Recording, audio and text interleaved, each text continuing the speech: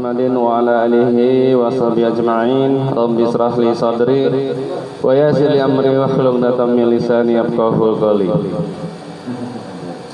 Ketua LMK yang saya hormati, teman-teman LMK yang sama-sama kami banggakan. Pertama-tama puji syukur marilah kita panjatkan kehadirat Allah Subhanahu wa taala bahwasanya sampai malam hari ini kita semua bisa diberikan berbagai macam nikmat, baik itu nikmat iman, nikmat Islam, nikmat sehat walafiat, sehingga pada kesempatan yang berbahagia ini kita bisa hadir pada acara pengajian rutin, pengajian taklim kita yang ke-8.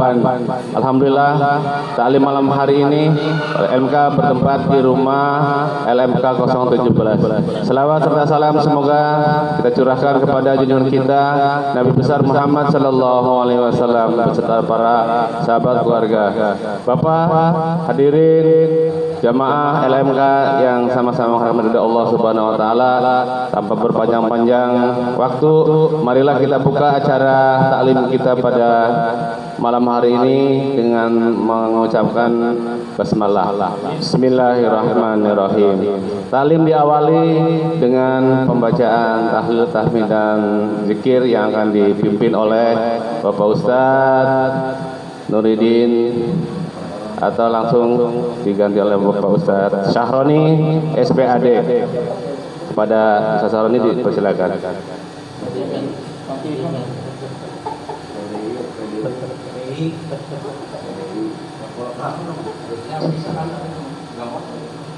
Assalamualaikum warahmatullahi wabarakatuh. Yang saya hormati Sohibul Bait Bapak Ustadz Maksum selaku LMK 017, yang saya hormati Ketua LMK beserta rekan-rekan anggota LMK dari 01 sampai 19. Mari kita awali acara kita pada malam hari ini. Kita sama-sama bermunajat kepada Allah Subhanahu wa taala. Semoga dengan zikir kita Allah terima segala kegiatan kita, diberikan perlindungan oleh Allah Subhanahu wa taala, khususnya keluarga kita dan umumnya warga Tugu Utara. Semoga dijauhkan daripada wabah virus corona yang saat ini sedang merebak, khususnya wilayah DKI Jakarta. Dan mudah-mudahan kita senantiasa diberikan oleh Allah kekuatan iman Islam, diberikan kesehatan badan baik jasmani maupun rohani, senantiasa diberikan hidayah oleh Allah untuk senantiasa dapat mengerjakan segala perintah-perintah Allah dan melaksanakan segala sunnah-sunnah Rasulullah SAW. Mudah-mudahan senantiasa dapat lindungan dari Allah Subhanahu wa taala. Ya, selamat datang anggota dewan.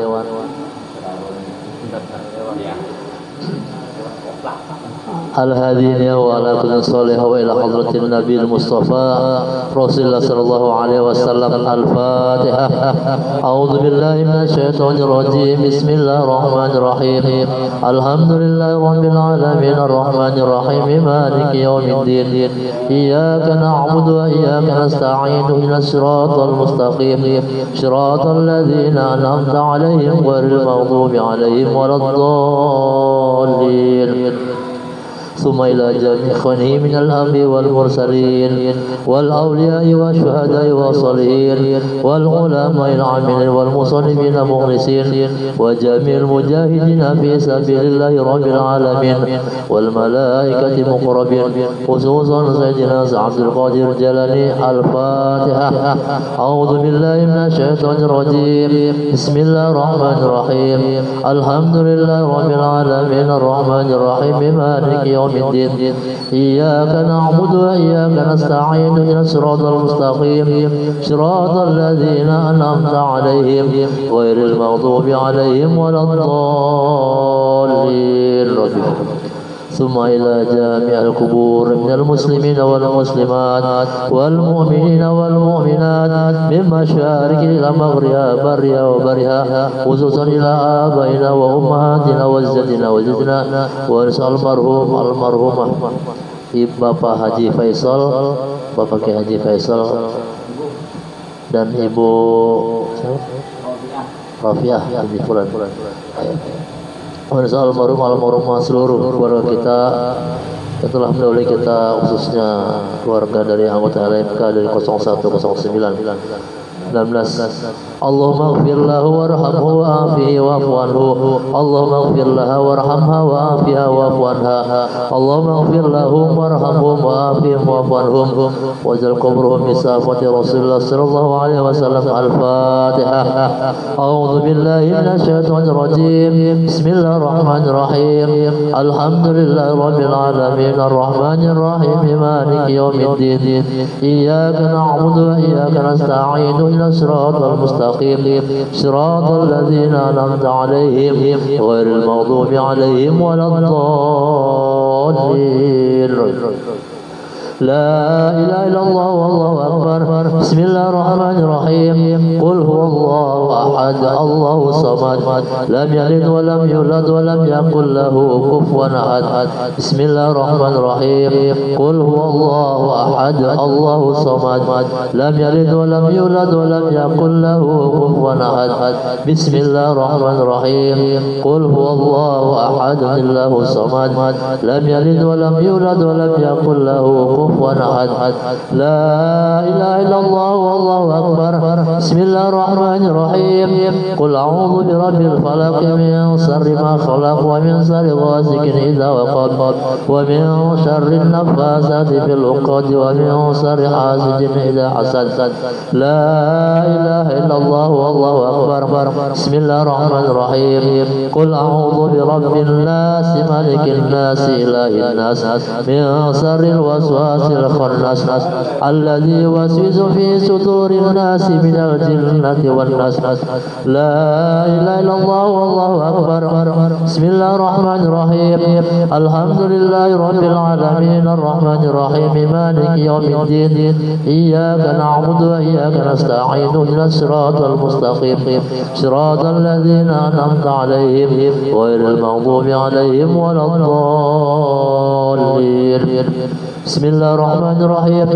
ألف لام ميم ذلك الكتاب لا ريب فيه هدى للمتقين الذين ينفقون من قبلك أنزل إليك ما أنزل من بالآخرة هم يوقنون. أولئك على هدى من ربهم وأولئك هم المفلحون. وإلهكم إله واحد لا إله إلا هو الرحمن الرحيم. الله لا إله إلا هو الحي القيوم لا تأخذه سنة ولا نوم له ما في السماوات وما في الأرض. ما ذا الذي يشفع عنده إلا بإذنه يعلم ما بين أيديهم وما خلفهم ولا يحيطون بشيء من علمه إلا بما شاء. وسع كرسيه السماوات والأرض ولا يؤوده حفظهما وهو العلي العظيم. لله ما في السماوات وما في الأرض وإن تبدوا ما في أنفسكم أو تخفوه يحاسبكم به الله فيغفر لمن يشاء ويعذب من يشاء والله على كل شيء قدير. آمن الرسول بما أنزل إليه من ربه والمؤمنون كل آمن بالله وملائكته وكتبه ورسله لا نفرق بين أحد من رسله وقالوا سمعنا وأطعنا غفرانك ربنا وإليك المصير. لا يكلف الله نفسا إلا وسعها لها ما كسبت وعليها ما اكتسبت. ربنا لا تؤاخذنا إن نسينا أو أخطأنا ربنا ولا تحمل علينا إصرا كما حملته على الذين من قبلنا ربنا ولا تحملنا ما لا طاقة لنا به واعف عنا واغفر لنا وارحمنا واعف عنا واغفر لنا وارحمنا واعف عنا واغفر لنا وارحمنا أنت مولانا فانصرنا على القوم الكافرين. أستغفر الله العظيم أستغفر الله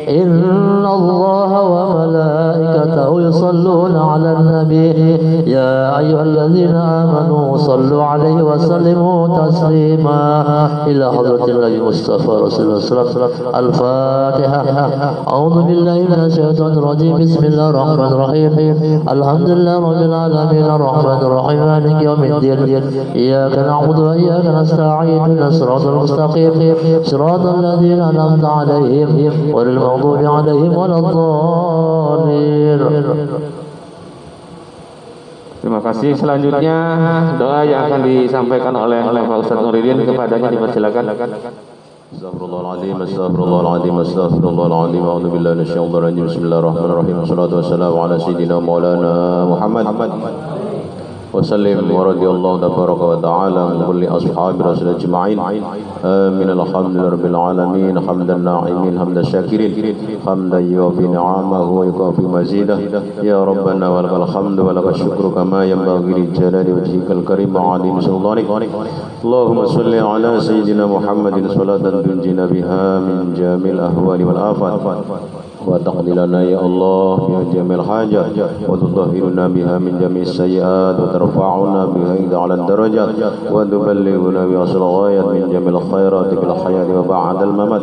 اللهم تقبل وأصل ثواب ما قرأناه من القرآن العظيم وما هللنا وما سبحنا وما استغفرنا وما صلينا على سيدنا محمد صلى الله عليه وسلم هدية وصلة ورحمة نازلة وبركة شاملة على سيدنا وحبيبنا وشافينا وقرة أعيننا وإلى حضرة ساداتنا وشياخنا المبشرين بحياتهم بلسان النبي محمد صلى الله عليه وسلم أبي بكر وعمر وعثمان وعلي وعلى بقية الصحابة أجمعين وإلى حضرة إخوانه من الأنبياء والمرسلين والأولياء والشهداء والصالحين والصحابة والتابعين والعلماء العاملين المصنفين وجميع الملائكة المقربين خصوصا ولي الشيخ عبد القادر الجيلاني البغدادي شيخ رحمة بالدين والدنيا والآخرة والأرواح جميع القبور من المسلمين والمسلمات والمؤمنين والمؤمنات من مشارق الأرض إلى مغاربها برها وبحرها خصوصا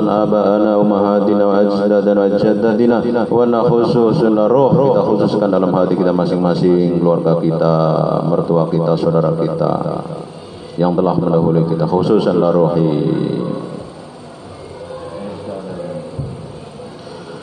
min ahli kubur min ahli qawli la ilaha illallah muhammadur rasulullah sallallahu alaihi wasallam irji'i ila rabbika radiyatan mardiyah wadkhuli fi ibadi wadkhuli jannati allahumma ighfir lahum warhamhum wa'afihim wa'fu anhum allahumma ighfir lahum warhamhum wa'afihim wa'fu anhum allahumma ighfir lahum warhamhum wa'afihim wa'fu anhum allahumma la tahrimna ajrahum wa la taftina ba'dahum waghfir lana wa lahum wa li ikhwanina alladhina sabaquna bil iman wa la taj'al في قلوبنا غلا للذين آمنوا ربنا إنك رؤوف رحيم ربنا ظلمنا أنفسنا ولم تغفر لنا وترحمنا لنكونن من الخاسرين ربنا يا الله آتنا في الدنيا حسنة وفي الآخرة حسنة وقنا عذاب النار وقنا عذاب النار وقنا عذاب النار سبحان ربك رب العزة عما يصفون وسلام على المرسلين والحمد لله رب العالمين ببركة الفاتحة. أعوذ بالله من الشيطان الرجيم. بسم الله الرحمن الرحيم. الحمد لله رب العالمين الرحمن الرحيم مالك يوم الدين إياك نعبد وإياك نستعين اهدنا الصراط المستقيم صراط الذين أنعمت عليهم غير المغضوب عليهم ولا الضالين آمين. واعف عنا يا كريم ارحمنا واعف عنا يا كريم ارحمنا واعف عنا يا كريم ارحمنا اللهم بحق الفاتحة وسر الفاتحة وبالمعجزة الفاتحة يا فرج الغم يا كاشف الغم يا لعبده يغفر ويرحم يا دافع البلاء يا الله يا دافع البلاء يا رحمن يا دافع البلاء يا رحيم دعوهم بها سبحانك اللهم وتحيتهم بها سلام وآخر دعوهم الحمد لله رب العالمين. Jamaah LMK yang saya hormati, setelah kita Pak RW 17 terima kasih kehadiran pada malam hari ini di acara Taklim LMK yang ke-8 Pak RW malam hari ini. Dan tadi baru saja telah disampaikan doa dan tahlil bersama-sama. Setelah itu dilanjutkan dengan doa penutup. Nanti setelah acara ramah tamah kita akan dilanjut dengan tausiah setelah salat isya berjamaah.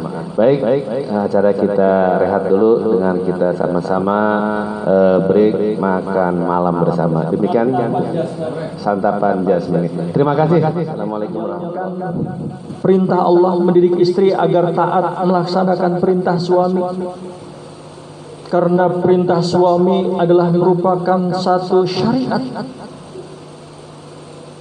agar istri itu taat, dan ini menjadi tanggung jawab kita sebagai suami mendidik istri kita agar istri kita taat kepada kita. Ar-rijalu qawwamuna 'alan nisa. Laki-laki menjadi qawam, menjadi pemimpin, menjadi pengendali, menjadi pengayom, menjadi pengendali untuk perempuan. Maka pada ayat berikutnya, fasolihatu qanitat. Maka wanita-wanita yang soleh adalah wanita-wanita yang taat. Adanya sebuah kepemimpinan rumah tangga itu karena ada yang mentaatinya. Nggak ada nilainya suami diangkat menjadi pemimpin keluarga kalau tidak ada yang mentaati. Hadirin rahimakumullah, Allah Subhanahu wa taala berfirman, begitu berat ujian cobaan tadi ya. Tugas kita sebagai kepala rumah tangga, tugas kita sebagai LMK, tugas kita di masyarakat dengan RW, banyak sekali tugas. Oleh sebab itu kita perlu selalu memohon kekuatan. Kita terus perlu mendapat tambahan iman. Dengan semakin banyak job-job kita, semakin berat tugas-tugas kita di hadapan Allah, di hadapan istri kita, di hadapan masyarakat, di hadapan kelurahan. Semuanya itu menuntut pelaksanaan dari tugas-tugas, status fungsi kita, status fungsi kita. Oleh sebab itu, cas keimanan ini menjadi suatu hal yang sangat penting buat kita, seharusnya menjadi hal yang ditunggu-tunggu. Di mana Allah Subhanahu wa taala berfirman, walau ana ahlal qura amanu wattaqau la fatahna alaihim barakatin minas samai wal ardh walakin kadzabu fa akhadnahum bima kanu yaksibun. Surat Al-A'raf ayat 96. Walau ana sekiranya ahlal qura, penduduk kampung, penduduk negeri, amanu wattaqau, beriman dan bertakwa, la fatahna alaihim, pasti la fatahna, Allah akan bukakan futuh, la fatahna alaihim barakatin minas samai wal ardh, pasti Allah akan bukakan keberkahan dari langit dan dari bumi.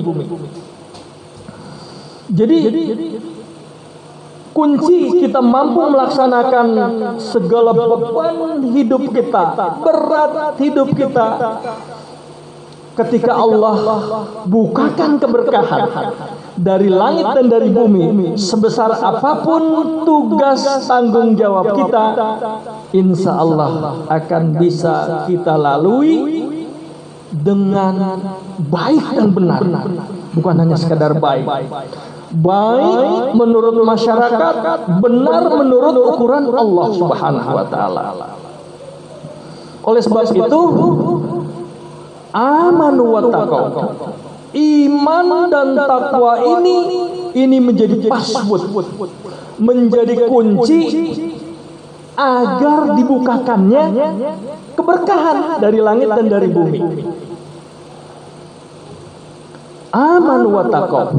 Nah, wujud daripada iman itu sendiri, ya, bahwa iman itu bukan sekedar dibenarkan dalam hati, iman itu bukan sekedar diucapkan dengan lisan, tetapi wujud daripada keimanan itu adalah diamalkan dalam perbuatan. Wujud iman perbuatan yang pertama nanti akan dihisab, diperhitungkan, ini menjadi sebuah rukun. Diantaranya setelah syahadat adalah sholat. Maka bagaimana sama-sama kita watawasau bil haq watawasau bis sabr. Kita tahu yakin bahwa sholat, bahwa azan itu adalah panggilan Allah, dan Allah begitu bahagia, begitu tersenyum ketika melihat hambanya terseok-seok mendatangi tempat azan. Apalagi ini yang diceritakan azannya adalah azan subuh. Waduh, dalam sebuah hadis diceritakan ada seorang pemuda yang berusaha mendatangi azan subuh, sementara dari rumahnya sampai ke masjid itu cukup jauh, jalannya belok, sedang hujan. Pemuda ini dia walaupun hujan dia tetap mendatangi suara azan. Ya, kemudian ketika dia mendatangi suara azan, karena setan tahu betapa dahsyatnya keutamaan fadilah mendatangi azan ketika subuh, maka setan menggoda. Pendek kata, sampai 3 kali setan itu nyeripet, nyengkat pemuda itu sehingga jatuh, belok-belok pakaiannya, dia balik lagi, ganti lagi, berangkat lagi, disengkat lagi, balik lagi, sampai ditanya. Akhirnya ada dialog antara setan bahwa ini kenapa kok yang ketiga nggak disengkat lagi. Ternyata kalaulah ini sampai 3 kali disengkat dia masih balik lagi, ini dosa satu kampung akan diampuni. Jadi itu sebuah keutamaan ketika seorang mendatangi azan subuh untuk sholat berjamaah, itu punya keutamaan yang luar biasa. Sehingga timbul seorang yang kuat adalah bukan yang berani tanding, tapi seorang yang kuat dan gagah perkasa adalah orang yang mampu melangkahkan kakinya di saat azan subuh berkumandang. Dulu ada sahabat yang minta rukhsah agar dia tidak mendatangi azan subuh, dia buta, tapi tetap oleh Rasulullah suruh datang. Karena apa? Masih mendengar azan, masih, maka datang. Walaupun dengan merangkak-rangkak si buta itu, dia harus datang ke dalam masjid. Oleh sebab itu, pada kesempatan kali ini, ya, bahwa bagaimana menjalani kehidupan ini begitu berat, kita sangat perlu pertolongan Allah. Kita butuh barokah dari Allah. Maka syarat untuk menggapai barokah Allah yang pasti Allah akan bukakan, la fatahna alaihim barokatin minas sama'i wal ard, itu dengan amanu wa taqaw. Tapi dalam ayat ini ada lanjutannya. Sayang banget lanjutannya itu walakin kadzabu, akan tetapi kamu berdusta, kamu senang bohong. Walakin kadzabu fa'akhadnahum bima kanu yaksibun, maka kami siksa kamu atas perbuatan kamu sendiri. Nah, oleh sebab itu, hadirin jamaah rahimakumullah, pemirsa YouTube, bahwa bohong ini adalah suatu perbuatan yang sangat bertentangan dengan iman dan takwa. Ketika orang Badui pada saat itu masuk Islam, kemudian dia bertanya kepada Rasulullah, ya Rasulullah, setelah aku masuk Islam, maka amalan apa yang harus aku kerjakan? Dia nggak disuruh sholat, dia nggak disuruh zakat, dia tidak disuruh yang ini dan itu, tidak. Tapi pesannya satu, jangan bohong. Oleh sebab itu, dalam surat Al-A'raf 96 ini, iman, takwa dan dibukakannya keberkahan dihubungkan dengan walakin kadzabu, akan tetapi kamu banyak berbohong. fa akhadnahum bima kanu yaksibun. Maka Bapak-bapak sekalian, pemirsa YouTube, ketika kita mengharapkan pertolongan Allah, ketika kita mengharapkan dibukakannya keberkahan dari langit, ketika kita mengharapkannya dibukakan keberkahan dari bumi, maka hindarilah berbohong, walaupun berbohong dari hal-hal yang sangat sepele, berbohong dalam bergurau. Apalagi sampai kita berbohong kepada sesuatu yang nilainya besar. Walakin kadzabu, maka kami siksa dia atas perbuatan mereka sendiri. Bapak-bapak sekalian, oleh sebab itu, bagaimana Allah melimpahkan keberkahan ini? Itu bukan dengan Allah limpahkan begitu banyak uang kepada kita. Allah limpahkan keberkahan ini bukanlah Allah berikan begitu fasilitas kepada kita, rumah banyak, mobil banyak, motor, bukan. Tetapi keberkahan yang Allah limpahkan itu adalah apa saja yang Allah berikan kepada kita, kita mampu maknai bahwa itulah yang terbaik dari Allah. Allah kasih sedikit, itulah yang terbaik dari Allah. Allah kasih banyak, alhamdulillah, itulah dari Allah. Setiap apa yang kita, setiap apa yang Allah berikan, ini akan mampu untuk mencukupi kebutuhan hidup kita. Tapi bukan mencukupi kemauan kita, bukan. Kalau kemauan kita banyak, tapi kebutuhan hidup kita, Allah yang lebih tahu daripada kita sendiri. Oleh sebab itu, ketika kita dibukakan keberkahan dari Allah, segala apa yang Allah berikan kepada kita, kita bisa maknai itu sesuatu yang terbaik dari Allah. Istri kita yang terbaik dari Allah. Anak kita yang terbaik dari Allah. Seperti apapun anak kita, dialah anak yang Allah kirim untuk kita, dan ini menjadi yang terbaik buat kita. Sehingga kita melakukan segala sesuatu kepada anak kita, kepada istri kita, dan lain sebagainya, kita lakukan dengan sebaik-baiknya. Bagaimana menangani keluarga, menangani anak-anak sesuai dengan anjuran, sesuai dengan perintah-perintah Allah.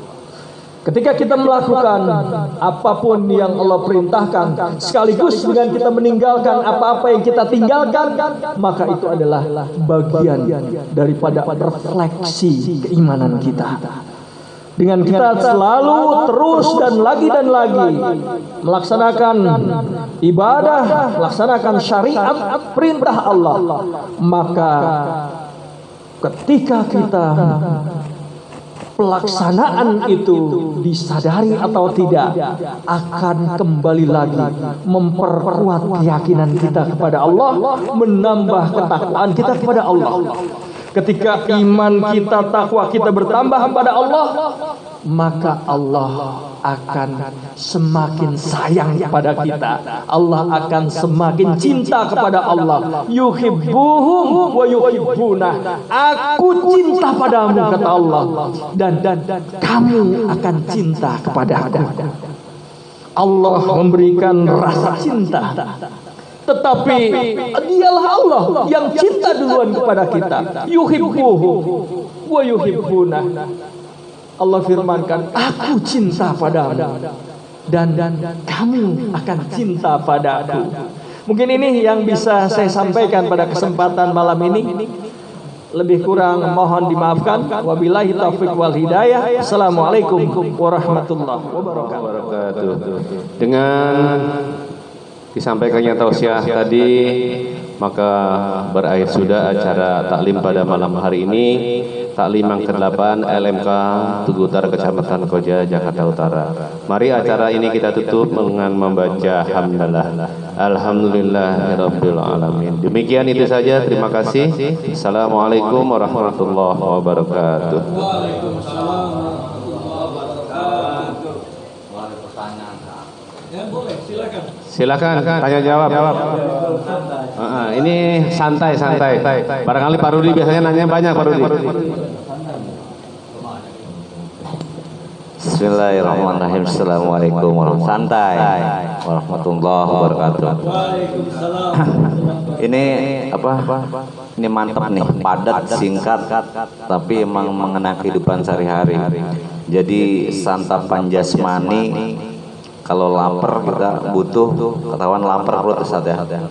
Kalau rohani, kalau lagi butuh nggak tahu ya. Jadi kelemahannya, kebutuhannya rohani itu ketika kita sudah lemah di sholat 5 waktu, udah ogah-ogahan segala macam. Sedangkan sholat 5 waktu itu adalah kewajiban ya. Yang saya dengar, kalau ibadah haji kita belum haji,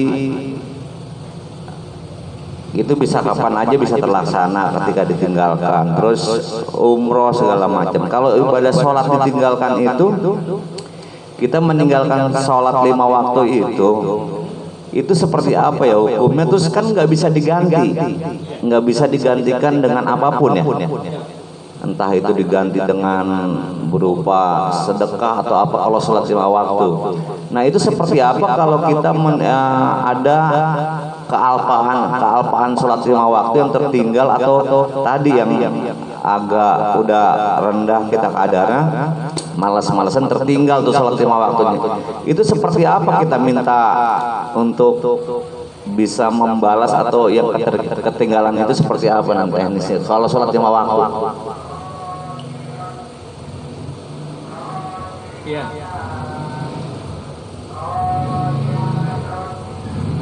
Bagaimana ini membayar ya sholat yang sudah tertinggal, khususnya sholat 5 waktu. Kalau dia memang dalam termin waktu yang tidak terlalu jauh ya, misalnya dalam hitungan hari, kemudian ditinggalnya ini bukan dengan sengaja, misalnya dengan kesibukan yang memang tidak bisa ditunda ya, maka ini ada rukhsah. Misalnya seseorang dokter, dia mengoperasi pasien karena dia menjahit begitu banyak. Ada seorang pasien yang luka karena dimangsa oleh badak hutan. Dia robek di sini, robek di sini, robek di sini, robek di sini. Maka dokter melakukan operasi penjahitan dari pagi sampai malam. Dari pagi sampai malam sehingga terlewat sholat zuhur, terlewat sholat asar, terlewat sholat maghrib, terlewat sholat isya sih masih karena panjang ya. Maka ini ada rukhsah dalam menangani karena memang ketika kondisi urgen. Tetapi hal lain ketika kita meninggalkan sholat tanpa alasan, melalaikan. Satu kali kita meninggalkan sholat, nama kita sudah tercantum di pintu neraka. Satu kali. Ya, kita meninggalkan sholat tanpa rukhsah, tanpa dengan sengaja kita meninggalkan, tidak ada alasan apapun. Satu kali kita meninggalkan, itu sudah tertulis di pintu neraka. Maka ada balasannya gitu. Nah, untuk yang tadi meninggalkan tanpa rukhsah, yang tidak ada pengganti, tidak. Kalau untuk sholat, kalau puasa ada qada, ya kan? Nah, maka ini penting sama-sama kita perhatikan di mana sholat ini adalah merupakan salah satu rukun. Rukun ini ibaratnya kata sebagai sebuah tiang yang menyangga al-Islam, di mana syahadat, salat, zakat, puasa, haji ini adalah merupakan cerminan tiang-tiang din Islam. Dan sholat ini menjadi perkara awal yang akan dihisap nanti. Kalau insya Allah sholatnya baik, nanti penunaian berikutnya saumnya akan baik. Kalau saumnya baik, nanti penunaian berikutnya zakatnya akan baik. Begitupun seterusnya. Nah, oleh sebab itu, untuk perkara sholat yang ditinggalkan karena lalai dan memang sengaja, tinggal istighfar yang banyak, taubat kalau mau. Dan kalau kita sudah istighfar, taubat, kesananya jangan ditinggal lagi. Laksanakan sholat itu dengan sebaik-baiknya. Di mana tingkatan-tingkatan sholat ya, ada daiman, ada sholat ala waktiha, kemudian meningkat lagi ada as-sholatu mi'rajul mu'minin, meningkat lagi sampai kepada tingkatan as-sholatu tanha anil fahsya wal munkar. Jadi orang yang sudah mendirikan sholat, ketika sholatnya ini bernilai yang paling tinggi, as-sholatu tanha anil fahsya wal munkar, berarti sholatnya ini telah mampu mengendalikan dia untuk meninggalkan segala perkara-perkara yang mungkar. Sholatnya terbawa dalam bisnisnya, sholatnya terbawa dalam keluarganya, sholatnya terbawa dalam pikniknya, sholatnya terbawa dalam segala kehidupan kita. Nah, mungkin begitu jawabannya untuk Pak Ketua. Demikian.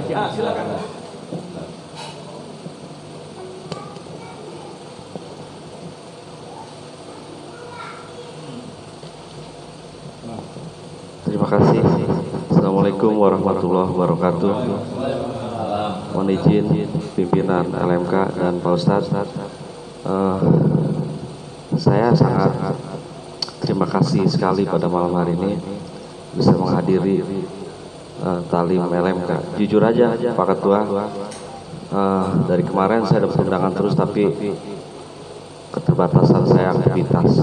Nah, pada malam hari ini saya sangat bersyukur sekali bisa meluangkan tadi apa yang dikatakan. Saya butuh bukan barangkali duniawi, tapi akhirat pun harus dicari, begitu ya Pak Ustadz. Terkaitan dengan tersebut, mohon izin saya Pak Ustadz, terkait dengan pekerjaan saya sebagai keamanan, ya teman rekan-rekan sudah tahu juga aktivitas saya, di mana banyak makan waktu atau tersita.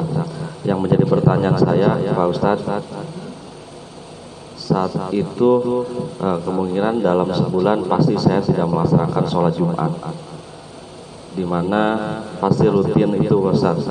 Saya masih bertanya-tanya dan kebetulan malam ini saya sangat bersyukur sekali. Jadi saya bisa menanya ke Pak Ustadz, karena memang jujur aja Pak Ketua, Pak LMK di Islamik itu saya jujur jadi buka sedikit-sedikit sepintas saja, tapi kerja di masjid.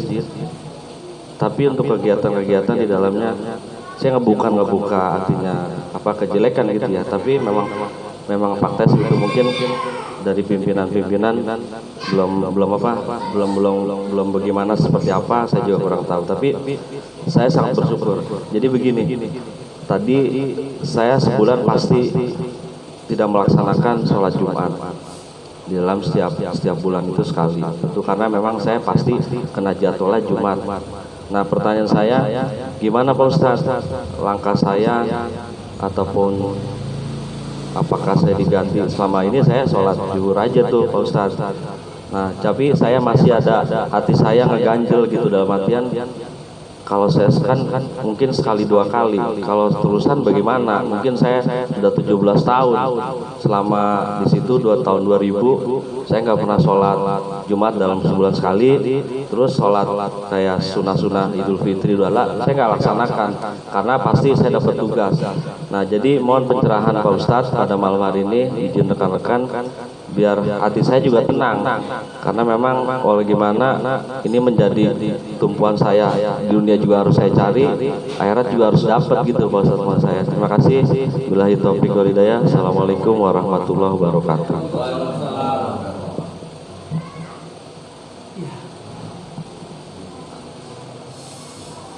Untuk pertanyaan tugas sebagai security ya, keamanan, dan tugas ini juga seperti yang para sahabat mendapat tugas dulu disebut dengan berjaga-jaga ya, sama ya, security kan berjaga-jaga ya, ribat ya. Maka memang bisa itu sebagai rukhsah, menjaga masjid, menjaga orang yang sholat, sehingga mengganti sholat Jumatnya dengan sholat zuhur boleh, nggak apa-apa. Jadi setelah selesai tugas ya, atau kalau memang bisa langsung ya ketika azan berkumandang di situ sholat Jumat, Bapak nggak apa-apa, azan berkumandang Bapak langsung di tempat Bapak berjaga sholat zuhur, nggak masalah, bisa dilaksanakan seperti itu. Ini dengan syarat memang ini kan semua juga kebagian begitu, berarti bukan Bapak aja kan, mereka yang bertugas sebagai security kebagian juga, bahwa dia juga 1 bulan kena nggak sholat kan begitu. Jadi memang udah nggak bisa dicak lagi ya, semua kebagian. Maka ini hal yang memang rusak ya. Bahkan tugas Bapak untuk ribat itu juga mendapat ganjaran dari Allah. Ya. Jadi nggak masalah, karena bahwa pentingnya sholat ini ya seperti orang musafir. Dia seandainya dalam perjalanan dia kan nggak bisa melaksanakan sholat Jumat, maka dia diperbolehkan untuk sholat zuhur. Ya, ketika dia jalan, dia nggak dimungkinkan untuk mampir atau nggak ada tempat sholat, maka boleh dia melaksanakan sholat zuhur. Begitupun Bapak ya sedang bertugas, memang udah nggak bisa, udah waktunya Bapak untuk berjaga gitu kan, maka insya Allah Bapak boleh mengganti dengan sholat zuhur. Tetapi itu tadi, sholat zuhurnya memang lebih utama. Ketika Bapak azan berkumandang langsung Bapak sholat sunnah, kemudian sholat zuhur 4 rakaat dan langsung tutup dengan iya lebih awal. Jadi Bapak ada kesempatan untuk berjaga lebih ini ya. Saya pikir mau maksain denda saya untuk sholat malam. Nah ini berarti saya daripada pikiran kemana-mana. Betul. Malah nggak benar, nggak khusyuk lagi. Apalagi kalau sampai pimpinan tahu ini suruh jaga malah ikut sholat kan begitu. Jadi masalah kan? Ya maka itu lebih baik Bapak untuk mengganti. Iya.